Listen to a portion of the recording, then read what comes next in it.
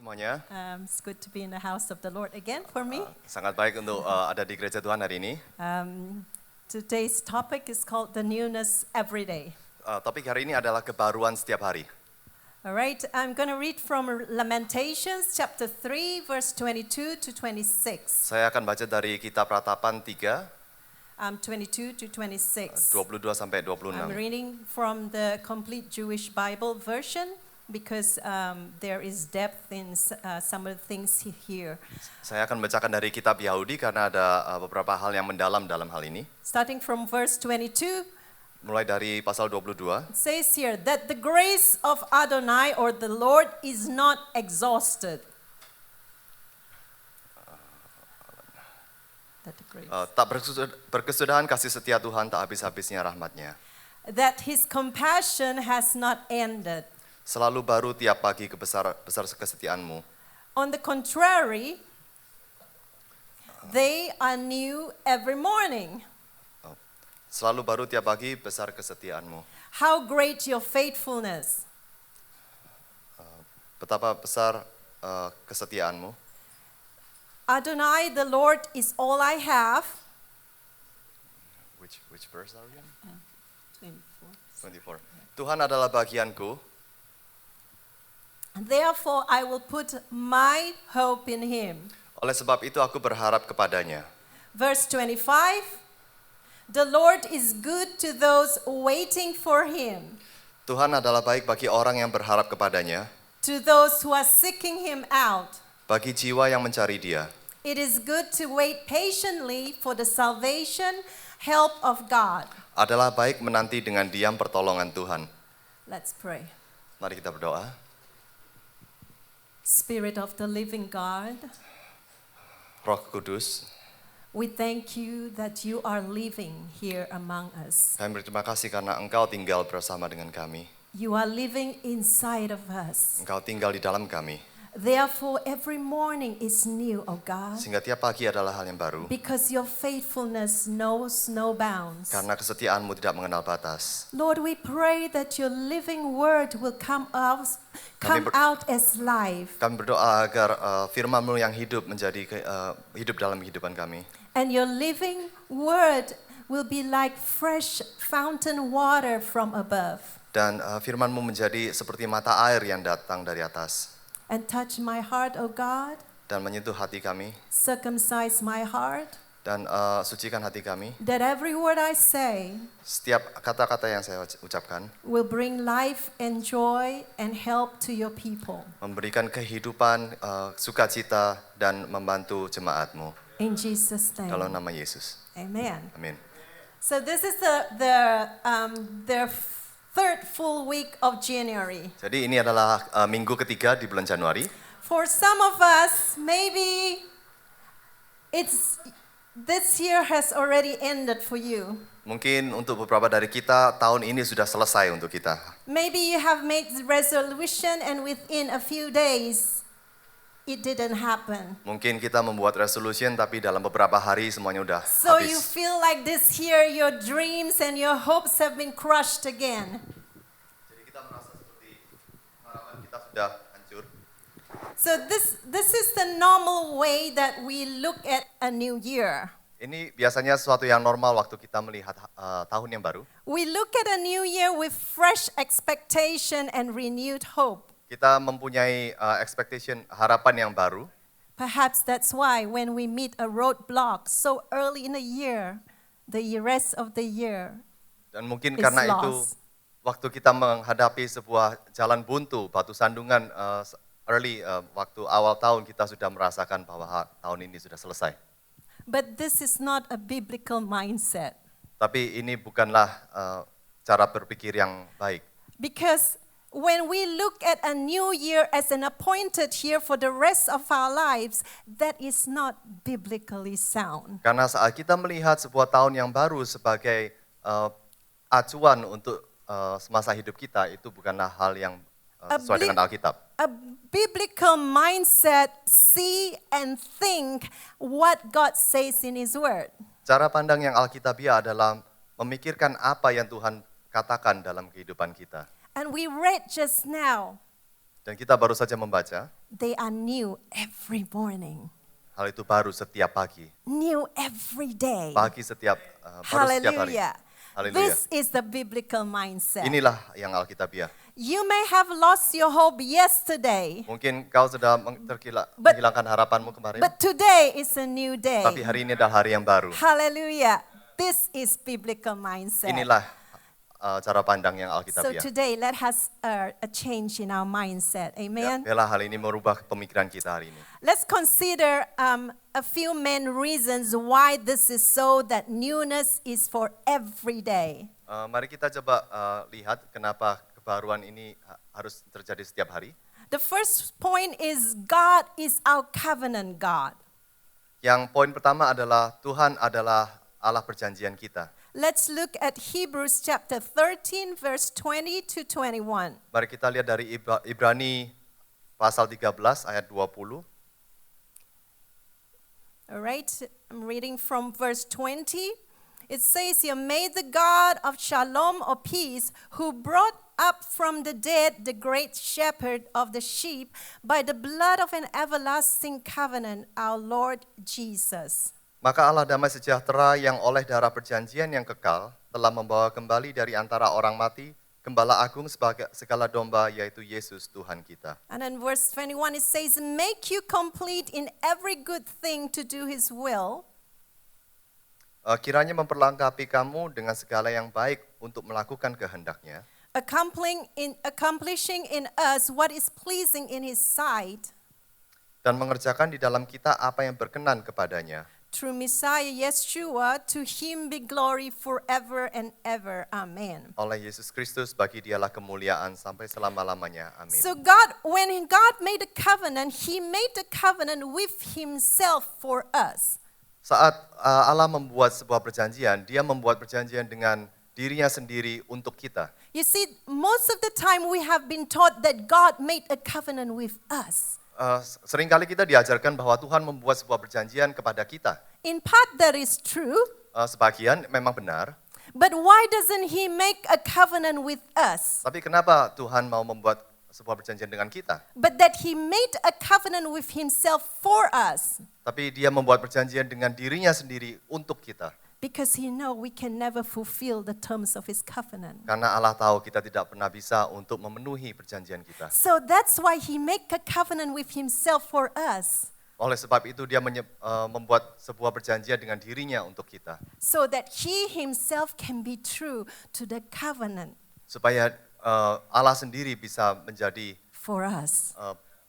Yang memenuhi perjanjian itu untuk kita. Isn't that amazing? Tidakkah itu sesuatu yang Because suddenly it is not up to us. Karena sekarang itu bukan menjadi tergantung kepada kita. It is God helping us all the way. Karena Tuhan yang membantu kita selama because he is covenant God. Karena dialah Allah perjanjian kita. He made this covenant Dia membuat perjanjian ini with the blood of Jesus. dengan darah Yesus. The covenant he has with us is sealed with the blood of Jesus. Perjanjian yang Allah buat dimateraikan oleh darah Yesus. That's why he's faithful to his covenant. Karena itu dia setia akan perjanjiannya. Hallelujah. Hallelujah. Whenever we partake of the elements during communion, saat kita mengambil bagian dari perjamuan kudus, we are recommitting our covenant with him. Kita memperbarui komitmen kita dengan Tuhan. So when you take your communion the next time, so saat kita mengambil perjamuan kudus remember ingatlah that God is faithful to you. Bahwa Tuhan setia kepada kita. And that's why in his covenant with us, he's totally committed to making us complete in him. Oleh sebab itu dalam perjanjiannya antara Allah dengan dirinya sendiri, dia memastikan bahwa kita dapat dipenuhi melalui darah Yesus. And so he is making every day new for us because he's committed to completing us in him. Dan oleh sebab itu Allah memperbarui hari kita setiap hari supaya kita bisa menjadi layak kepada Dia. Hallelujah. Haleluya. Amen. So the second point Poin about yang kedua, the reason why there's newness every day for alasan us. mengapa Allah menciptakan hari yang baru setiap hari. It's God's grace for us. It's not exhausted. Karena kasih karunia Allah untuk kita tidak pernah habis. You see, in the complete Jewish Bible that I read just now, it has a powerful description of God's grace. Dalam Alkitab Yahudi yang saya baca, mereka mempunyai deskripsi yang sangat powerful tentang kasih karunia Tuhan. You know, we get tired of people easily, especially those who get on our nerves. Kita seringkali capek dengan orang-orang yang suka menyebalkan untuk kita. But God is never exhausted with His grace for us. Tapi Allah tidak pernah capek dengan kasih karunia-Nya kepada kita. We cannot even exhaust Him easily. Kita tidak mungkin bisa membuat Allah capek. God never gets tired of us easily. Allah tidak pernah capek kepada kita. In fact, the scripture tells us that He is long suffering. Dan malahan Alkitab berkata bahwa Allah bersedia untuk sengsara untuk kita. The background of this book, Lamentation, is a very interesting book. Latar belakang dari kitab ratapan ini sangat menarik. In this book, Jeremiah is lamenting about the beloved city of Jerusalem totally destroyed. Saat itu Yeremia meratapi kehancuran kota Yerusalem. And his people are being captivated and brought into exile to Babylon. Dan bangsanya ditangkap dan dibuang ke And Babilonia. in this time, he is saying to the people, writing this, the grace of God is not exhausted. Dan saat itu Yeremia menuliskan kepada bangsa Yahudi bahwa kasih karunia Tuhan tidak What a habis. wonderful thing. Sesuatu yang luar biasa. It doesn't matter what you think your life is destroyed, whatever it is, God's grace is not exhausted for your Tidak life. peduli apa yang terjadi di kehidupan Anda, tapi Hallelujah. kasih karunia Allah tidak pernah habis. No matter how hopeless your situation, Tak peduli betapa hopelessnya situasi kita. even if it is your own making that you are in that situation, Meskipun itu adalah akibat dari perbuatan Anda sendiri, God's grace is not exhausted for kasih you. karunia Allah tidak pernah habis. Hallelujah. So there is newness every day. Ada kebaruan setiap hari. The third point, Poin yang ketiga, God's compassion has not ended. This was from verse 22. God's compassion has not ended.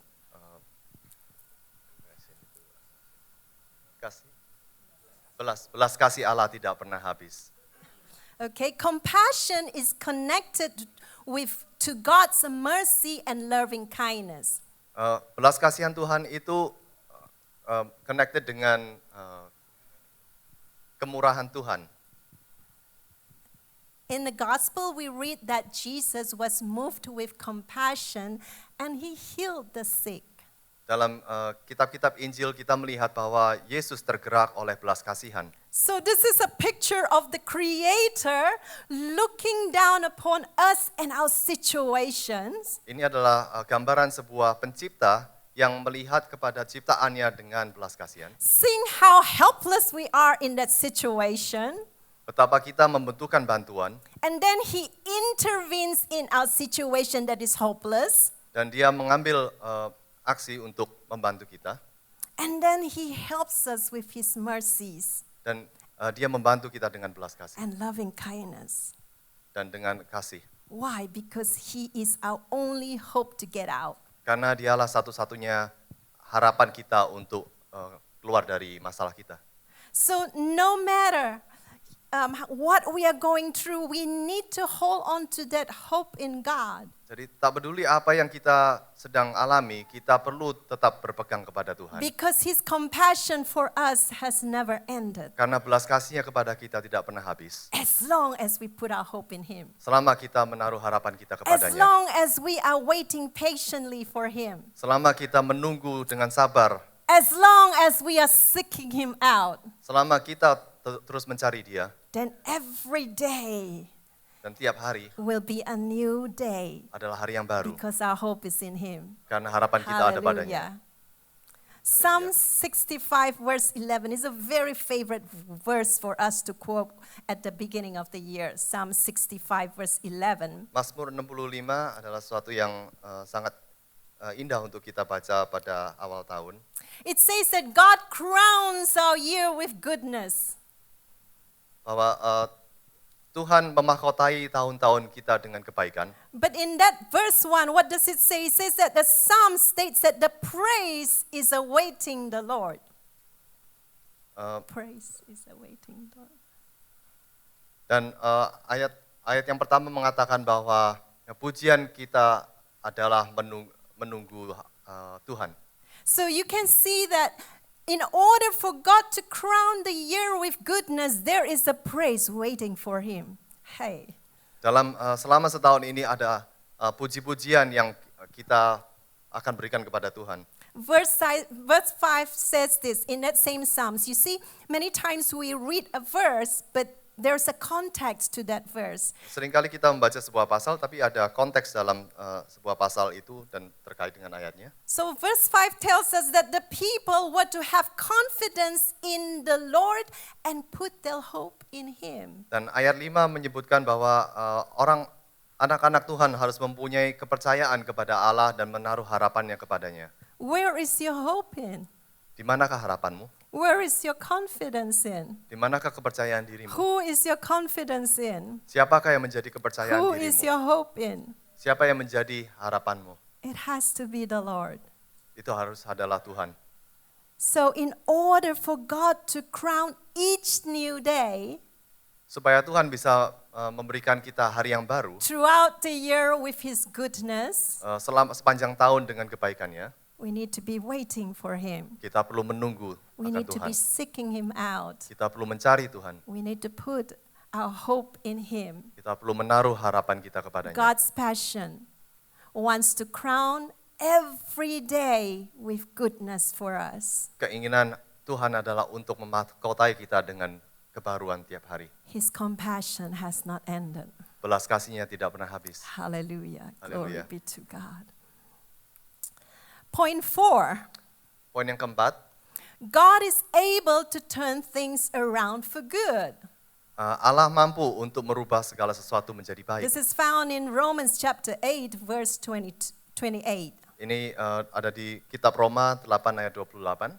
It says here, furthermore, we know that God causes everything to work together for the good of those who love Him and are called in accordance with His purpose. Bahwa Allah merubah segala sesuatunya untuk menjadi baik untuk orang yang mencari Dia dan dipanggil sesuai dengan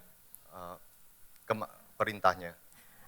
Our hope is in God who is able to turn things around for good. Harapan kita adalah di Tuhan yang mampu untuk merubah segala sesuatu menjadi baik. Usually we stop quoting the verse right there, Biasanya kita cuma berhenti membaca ayat itu di sana, but we shouldn't end there.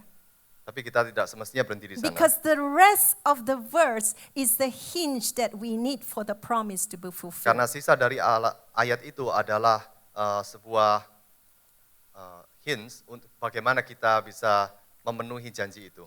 Amen. So, what is that a hinge? It's those who love Him and are called according to His purpose. Apa syarat-syarat itu adalah untuk orang yang mencari mengasihi Dia dan mengikuti panggilan Tuhan. For sure, many believers, many of us love the Lord. Tentu saja untuk setiap kita orang percaya kita mengasihi Tuhan. But how many are called according to His purpose? Tapi berapa dari kita yang terpanggil untuk memenuhi tujuan Tuhan? If we love the Lord, Bila kita mengasihi Tuhan, we are called according to His purpose no matter how bad the situation is. kita dipanggil sesuai dengan kehendak Tuhan, tidak peduli apa situasi kita. And then God can turn things around for good. Dan Tuhan bisa merubah segala sesuatu menjadi baik. Let's look at Joseph's life. Mari kita lihat hidup dari Yusuf. He was put in a pit by his brothers.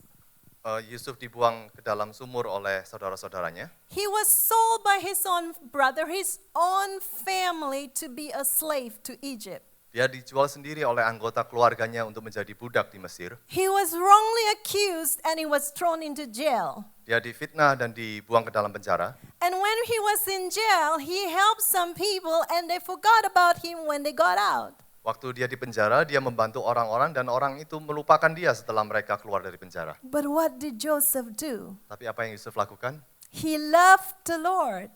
Dia tetap mengasihi He Tuhan. continued to love the Lord. Dia terus mengasihi Tuhan. In spite of all the things he has gone through. Tidak peduli apa hal yang sudah dia lalui. And in this way, he was called according to the purposes of God. Dan dalam hal ini dia terpanggil untuk memenuhi kehendak Tuhan. Amen. Amin. Every day was a new day to Joseph because he had confidence in the God whom he calls upon and he loves. Setiap hari Yusuf mempunyai kepercayaan diri karena dia tahu bahwa hidupnya adalah panggilan sesuai dengan kehendak Tuhan. So God instated him as the second man in Egypt. Dan Tuhan menaruh Joseph sebagai orang tertinggi kedua di Mesir. From a slave to the second in command. Wow. Dari seorang budak menjadi orang kedua tertinggi. Every day can also be a new day for you. Tiap hari juga bisa menjadi hari yang baru untuk Anda semua. If your confidence is in God, Apabila kepercayaan diri kita ada di Tuhan, in whom you love, yang kita kasihi, in whom you are called according to his purpose. yang kita terpanggil untuk memenuhi kehendak-Nya. Hallelujah. Point 5. Poin kelima, God is able to renew our strength. Tuhan mampu untuk memperbarui kekuatan kita. Isaiah chapter 40 verse 31. Dari Yesaya 40 ayat 31. It says here, but those who hope in Adonai or the Lord will renew their strength. They will soar aloft like eagles' wings. When they are running, they won't grow weary. When they are walking, they won't get tired. Wow. Tetapi orang-orang yang menanti-nanti Tuhan mendapat kekuatan baru. And you see that the verse in 25 of Ecclesiastes chapter 3, it says that the Lord is good to those waiting for him. Seperti yang dikatakan di Pengkhotbah 3 bahwa Allah adalah baik untuk orang yang menanti-nantikan Dia. And in verse 26 it says, it is good to wait patiently for the saving help of the Lord. Dan adalah baik untuk menantikan dengan sabar akan pertolongan Allah. So God is able to renew our hope, every day. Dan Allah mampu untuk memperbarui harapan kita setiap hari.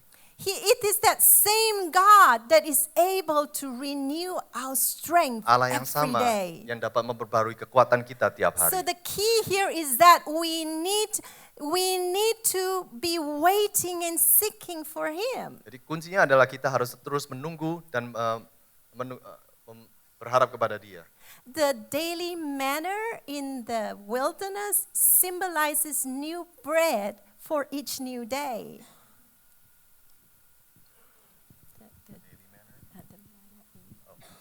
Dan roti mana tiap hari yang ada di gurun adalah simbol dari perjanjian Tuhan yang baru setiap hari. So God was telling the children of Israel, take only enough for the day. Maka itu Allah mengatakan ambil secukupnya setiap hari. Because He wants to give them new bread, new manna the next day. Karena Allah ingin memberikan mana yang baru, So roti yang baru it's tiap hari. new. So it's selalu baru. Hallelujah. Haleluya. So are you having manna from the Lord every new day? Apakah mendapatkan roti yang baru tiap hari dari Tuhan? What a promise we receive in Isaiah if we are. Sebuah janji yang indah yang disebutkan oleh Yesaya. We can keep on running the race that God has marked out for us and we will not grow weary. Kita bisa terus berlari dalam perlombaan yang Tuhan telah tetapkan kepada kita dan kita tidak pernah capek. It is very easy for Christians, believers who have run the race for so long and get tired.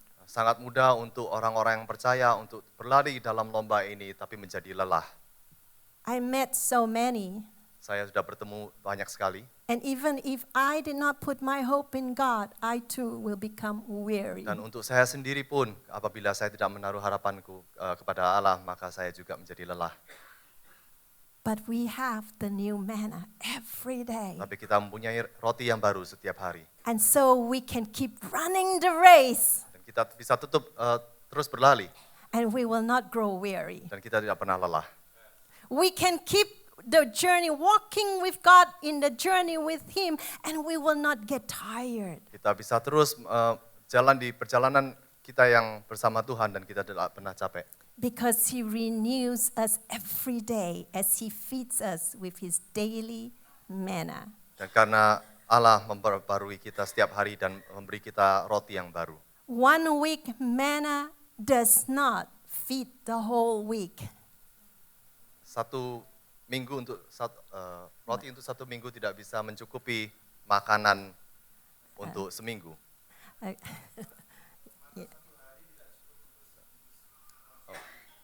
Roti mingguan tidak cukup untuk memberi makan kita selama seminggu. Okay.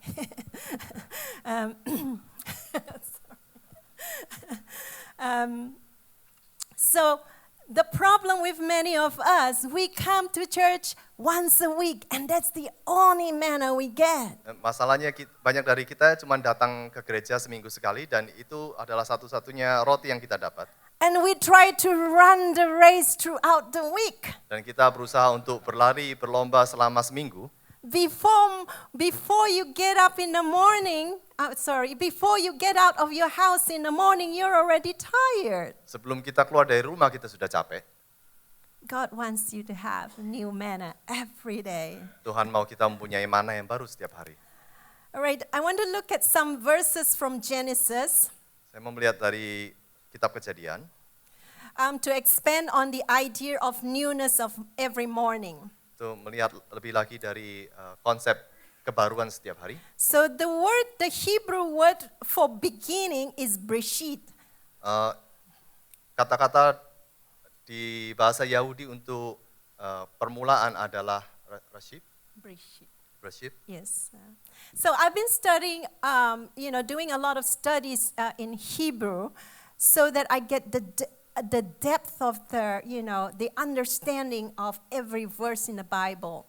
Saya sudah selama ini belajar tentang bahasa Yahudi supaya saya bisa memahami secara mendalam apa yang tertulis di Alkitab. It has been very enriching.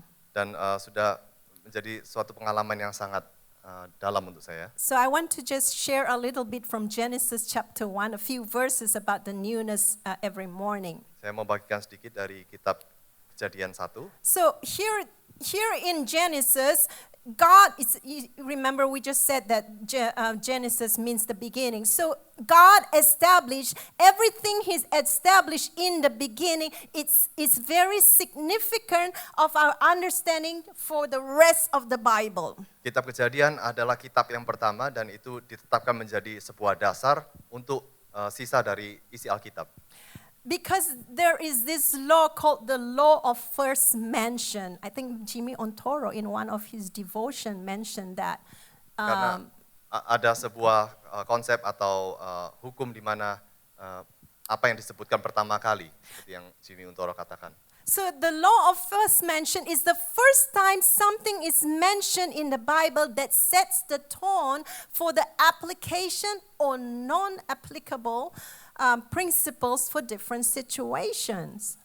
Jadi apa yang diucapkan pertama kali merupakan sebuah acuan untuk sisa Alkitab untuk menginterpretasikan apa yang sebenarnya sesuatu yang praktikal atau yang enggak non-praktis. Okay, Genesis chapter 1 verse 1 to 5. Kejadian 1 ayat 1 sampai 5. Okay, in the beginning God created the heavens and the earth. Pada mulanya Allah menciptakan langit dan bumi. Verse 2, the earth was unformed and void, darkness was on the face of the deep, and the Spirit of God hovered over the surface of the water. Bumi belum berbentuk dan kosong, gelap gulita menutupi samudra raya, Dan roh Allah melayang-layang di atas permukaan air. Verse 3, then God said, let there be light, and there was light. Berfirmanlah Allah, jadilah terang, lalu terang itu jadi. God saw that the light was good, and God divided the light from darkness. Allah melihat bahwa terang itu baik, lalu dipisahkannya terang itu dari gelap. God called the light day, and the darkness he called night. Dan Allah menamai terang itu siang, dan gelap itu malam. And so there was evening and there was morning, one day. Jadilah petang dan jadilah pagi, So itulah you- hari pertama. So you notice the record in the Bible says that there was evening and there was morning, one day. Jadi kita lihat catatan di Alkitab bahwa ada malam dan ada siang, dan itu menjadi satu hari. For the Hebrew people, Untuk orang their Yahudi. day starts at 6 p.m. in the evening. Hari mereka dimulai jam 6 malam. The rest of the world, including us Gentile Christians, we don't have this concept. Semua orang-orang di dunia tidak punya konsep yang sama. So what is God trying to say here? He's saying that to his people that we go from darkness to light. Tuhan mengatakan di sini bahwa kita pergi dari kegelapan menjadi terang. That's why God make their day start from night going to daytime light. Maka itu Tuhan menciptakan hari mulai dari gelap dan menjadi terang. I'm not telling you to start working at night, doing everything at night, going to school at night. Saya nggak mengatakan kita untuk mulai bekerja jam 9 malam dan bangun jam 9 malam. It is just a spiritual significance. Ini adalah sebuah sesuatu yang spiritual. Don't quote me, say Christina said you have to start working at night. Everything begins at night. No, I didn't mean it that way. Ya, jangan menganggap bahwa Pastor Christina menyuruh kita untuk kerja malam-malam. You see, God, in Colossians chapter 1, verse 13, it says, God snatched us out from the kingdom, the domain of darkness, and he brought us into the kingdom of light, the Son of love. Dalam kitab Kolose, Tuhan mengatakan bahwa Tuhan mengambil kita dari kegelapan dan menaruh kita kepada kerajaan yang terang. So from the night, there is newness in the day. So dari kegelapan atau malam ada hari yang baru. Do you see the significance? Apakah engkau melihat pentingnya dari hal ini? No matter how dark your life is, no matter how dark your situation is, Tidak peduli berapa God- gelap situasi Anda, God is able to take you from that darkness to light, Allah mampu untuk membawa kita dari kegelapan ke terang. from chaos to order. Dari sesuatu yang tidak Hallelujah. teratur menjadi sesuatu yang baik. So this same spirit of the Lord is still hovering throughout the world. Roh yang sama masih terus berada di sekitar kita, And this same spirit is living inside of us dan roh yang sama hidup di dalam kita. when we receive the covenant through the blood of Jesus. Saat kita menerima perjanjian Allah melalui darah Yesus. When we do that, when we have this mindset, then there's newness every morning because our perspective has changed. Saat kita mengerti tentang konsep ini, maka perspektif kita akan berubah tentang kebaruan setiap hari. Because now our perspective is renewed in God. Karena perspektif kita sudah berubah. Was last year or the years gone by, or even recent years, in chaos in your life? Apakah tahun yang sudah berlalu atau tahun-tahun sebelumnya adalah tahun yang berantakan dalam kehidupan Anda? Without form or order, Tidak ada suatu hal yang teratur, full of uncertainties and darkness? penuh dengan ketidakpastian dan kegelapan. Well, this morning is a new day. Pagi ini adalah hari yang baru. Jesus, the light of the world, Yesus adalah is penetrating Terang dari through the dunia. chaos and darkness of our lives. dan akan masuk ke dalam kegelapan ini dan membuangnya. And he's bringing us into the light Dan membawa kita kepada of terang his word, dalam firman-Nya, into his wholeness and order. dalam kepenuhannya dan segala keteraturan. Amen. Amin. Genesis chapter 1, verse 6 to 8. Kejadian 1 ayat 6 sampai 8. Verse 6, it says here, God said, let there be a dome in the middle of the water. Let it divide the water from the water. Ayat 6, berfirmanlah Allah, jadilah cakrawala di tengah segala air untuk memisahkan air dari air. And verse 7 it says, God made the dome and divided the water under the dome from the water above the dome, that is how it was. Maka Allah menjadikan cakrawala dan ia memisahkan air yang ada di bawah cakrawala itu dari air yang ada di atasnya, dan jadilah demikian. And God called the dome, this is verse 8, sky. So there was evening and there was morning, a second day. Ayat 8, lalu Allah menamai cakrawala itu langit, jadilah petang dan jadilah pagi, itulah hari kedua. So God is the same yesterday, today, and forever. Jadi Allah adalah We sama know kemarin, that. hari ini, dan besok. And we know that, right? Dan kita tahu hal itu. Though he may not necessarily do the same thing the same way every time. We have to understand that God doesn't do the same thing the same way every time. Meskipun kita perlu tahu bahwa Allah belum tentu melakukan hal yang sama setiap hari. But let us remind ourselves about how God parted the Red Sea. Mari coba kita ingat bagaimana Tuhan memisahkan Laut Merah.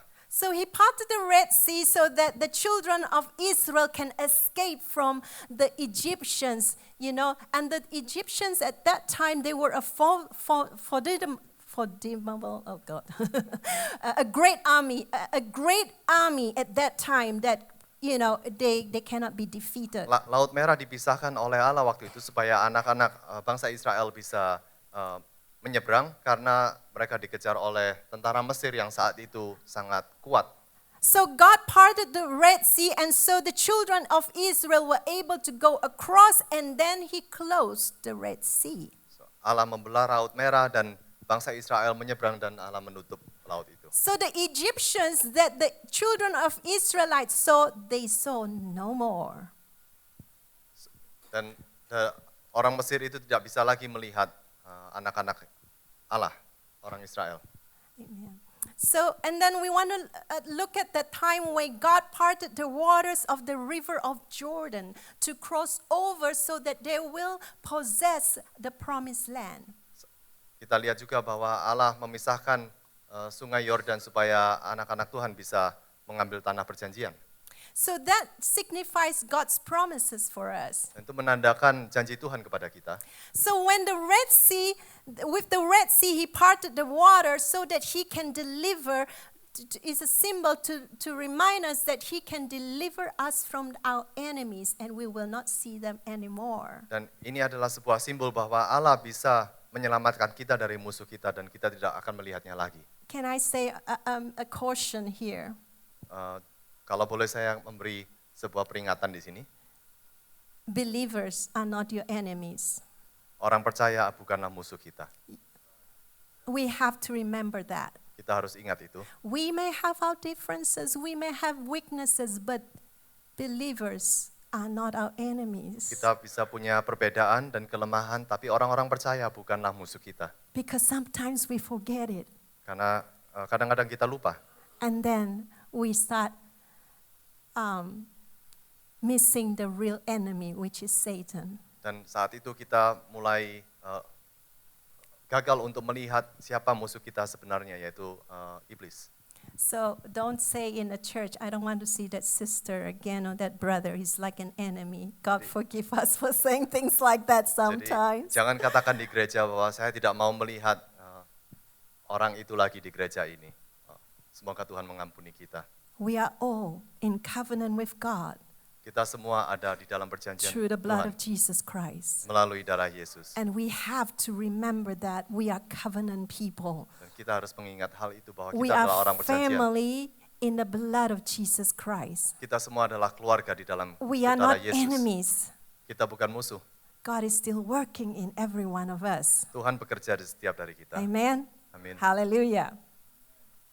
So when the symbol for parting the river Jordan is to tell us that God will fulfill every promise that He spoke over our lives. Saat Tuhan memisahkan sungai Yordan, ini menyimpulkan bahwa Tuhan akan memenuhi semua janji yang Dia berikan kepada kita.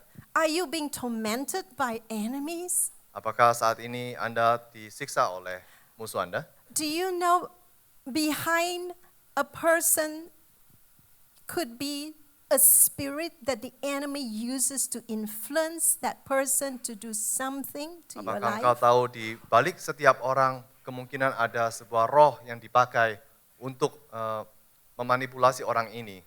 You need to recognize that spirit. Engkau harus menyadari akan roh And ini. that is the spirit you need to bring before God, Dan itulah roh yang perlu kita bawa kepada Tuhan, not the person itself. bukan orang itu sendiri. Hallelujah. Haleluya.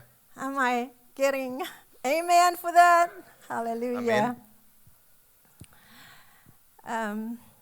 So sometimes our enemies, it's in our own mind, something that we imagine. Do you know how many times we imagine things that don't even come true? Kadang-kadang musuh itu ada di dalam pikiran kita sendiri dan melalui pemikiran kita sendiri. Berapa kali sebenarnya hal itu tidak pernah terjadi? Those imaginations not from God are enemies. Imajinasi itu bukan dari Tuhan atau bukan dari musuh kita. So God is able to part the Red Sea for you and deliver you from it all. Allah bisa memisahkan Laut Merah dan bisa menyelamatkan kita dari semua hal itu. Have you all been waiting for a promise that God promised you and it still haven't been fulfilled? Apakah Anda masih menunggu janji Tuhan yang masih belum terpenuhi? You know, God took the people across the River Jordan to get the promised land. And eventually, in our waiting, we will receive the promise that God has spoken of our lives. Allah membawa anak-anaknya untuk menyeberangi sungai Yordan. Dan cepat atau lambat, suatu hari kita akan mendapatkan janji Tuhan. So when we do that, there's newness every morning, every day. Jadi ada kebaruan setiap hari, setiap pagi. Because our perspective has been renewed in Karena God. perspektif kita sudah dibarui dalam Tuhan. God is dividing the waters in your life. Tuhan memisahkan air-air yang ada di kehidupan And you are kita. crossing over. Dan kita menyeberang. Hallelujah. Haleluya. We are crossing over as the body of Christ. Kita menyeberangi semua Haleluya. lautan sebagai tubuh Kristus. Let's go. I don't know. Okay, let me do one more page, okay? One more page. Satu halaman lagi. Genesis chapter 1, verse 9 to 13. Kejadian 1 ayat 9 sampai 13. It says here, God said, Berfirmanlah Allah, let the water under the sky be gathered together in one place, and let dry land appear, and that is how it was. hendaklah air yang ada di bawah langit berkumpul pada satu tempat sehingga kelihatan yang kering. Dan jadilah kemudian. Verse 10 Ayat 10. says, God called the dry land earth, the gathering together of the water he called seas, and God saw that it was good. Lalu Allah menamai yang kering itu darat dan kumpulan air itu dinamainya laut. Allah melihat bahwa semuanya itu baik. Verse 11 it says, God said, let the earth put forth grass, seed-producing plants, and fruit trees, each yielding its own kind of seed-bearing fruit on the earth, and that is how it was. Berfirmanlah Allah, hendaklah tanah menumbuhkan tunas-tunas muda, tumbuhan-tumbuhan yang berbiji, segala jenis pohon buah-buahan yang menghasilkan buah yang berbiji, Verse supaya 12. ada tumbuh-tumbuhan di bumi. Verse 12, the earth brought forth grass, plants each yielding its own kind of seed, and trees each producing its own kind of seed-bearing fruit, and God saw that it was good. Tanah itu menumbuhkan tunas-tunas muda, segala jenis tumbuh-tumbuhan yang berbiji, dan segala jenis pohon-pohonan yang menghasilkan buah yang berbiji. So there was evening and there was morning, a third day. Allah melihat bahwa semuanya itu baik, jadilah petang dan jadilah pagi, itulah hari ketiga. So in this context concerning newness of day, we think of dry land, we think of, dry land, drought, famine, lack or nothing to survive on, when we think about dryness. Saat kita melihat konteks sesuatu kebaruan, kita melihat adalah tanah yang kering di mana terjadi mungkin kekeringan, kelaparan, nggak ada sesuatu yang tumbuh.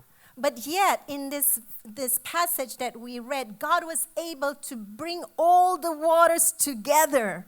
Tapi dalam firman ini kita melihat bahwa Allah bisa mengumpulkan air-air itu. And we read in other passages that God was able to bring out of the wilderness fountains of, rivers of living waters. Dan kita melihat dari ayat lain bahwa Allah bisa mendatangkan mata air dan sungai untuk membasahi tanah ini. I don't know how dry your life is, your spiritual life is, Saya nggak tahu berapa kering kehidupan Anda sekarang, but God can bring that water of living water back into your life. tapi Tuhan bisa mendatangkan air kehidupan itu ke dalam hidup You, Anda. you don't have to stay dry.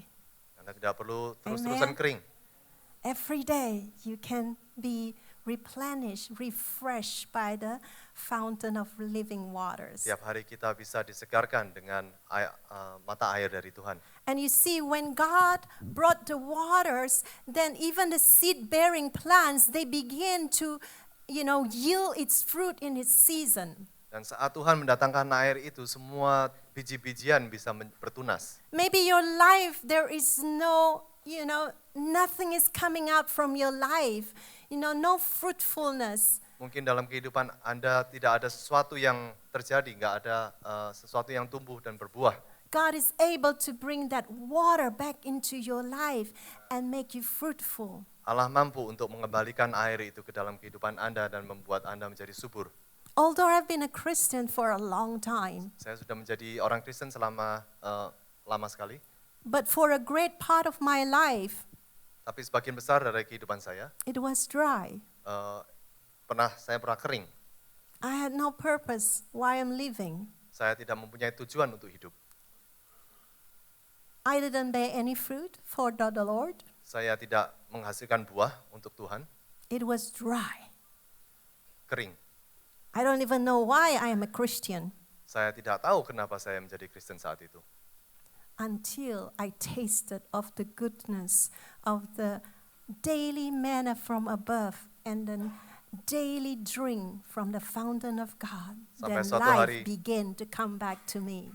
Sampai suatu hari saya merasakan kebaikan dari Tuhan dan kebaruan tiap hari yang saya dapatkan dari Tuhan. Dan mulai saat itu saya mengalami perubahan dalam kehidupan. There are things that God has allowed me to do that today I look at it, I said, God, it has to be you. Ada beberapa hal dalam kehidupan saya yang kalau saya melihat kembali bahwa itu adalah perbuatan dari Tuhan. Because God is the source of everything I have. Karena Allah adalah sumber dari segala sesuatu yang saya miliki. God is the source of who I am today. Allah adalah sumber dari identitas saya hari ini. Hallelujah. Haleluya. So, God talks about seeds in that passage, new seeds. God wants to give us new seeds, Tuhan berkata tentang biji-bijian. Tuhan ingin memberikan kita bibit yang baru. Sometimes we have seeds, but maybe it has been there for so long. Kadang-kali kita mempunyai biji, tapi itu sudah ada di sana selama waktu yang lama. I'm not an agricultural person, but my friend in Malaysia, Saya bukan orang pertanian, tapi teman saya di Malaysia, she's the head of an agricultural department. dia adalah kepala dari Departemen Pertanian. She said that many seeds, you just put that in the water for a while, and then you plant it, it will come to life. Banyak biji-bijian yang cuman kita masukkan di air dan itu akan tumbuh sendiri. Many of you may have seeds that you think will never live again, Banyak dari Anda mempunyai biji yang mungkin Anda pikir tidak akan pernah bertumbuh. but let the water of the Lord come and soak it up, and it will bring life again and a Biarlah harvest. Amen. air dari Allah sendiri yang akan membasahi biji itu dan supaya biji itu bisa But tumbuh. we have to keep waiting on Him, seeking and putting our hope in Him. Tapi kita harus tetap menunggu dan berharap kepada Tuhan. And when we do that, there is newness for every day Dan waktu kita melakukan hal itu ada kebaruan setiap hari. because our perspective in Him has changed. Karena cara pandang kita tentang Allah sudah berbeda. So from the account, in conclusion, Jadi untuk merangkum hal ini semuanya, and I mean I'm concluding, dan saya maksud adalah menyelesaikan ini. sometimes I go to different places, the pastor say, in conclusion. Biasanya And then- saya pergi ke beberapa gereja, jadi pendetanya bilang, jadi kesimpulannya, And then he goes on. And then he say in conclusion, and then another few Dan points. terus tetap ngomong terus meskipun sudah ngomong kesimpulan, But I'm for real in conclusion. tapi ini benar kesimpulan. So the account in Genesis shows that God is still in the business of creating and making new every day. Jadi, apa yang kita saksikan dari kitab Kejadian adalah pekerjaan Tuhan yang membuat satu yang baru setiap hari. We know that every day someone dies, Kita tahu setiap hari ada orang yang meninggal, but every day there's a baby, a newborn tapi baby tiap into hari the world. juga ada bayi yang dilahirkan, Newness of life.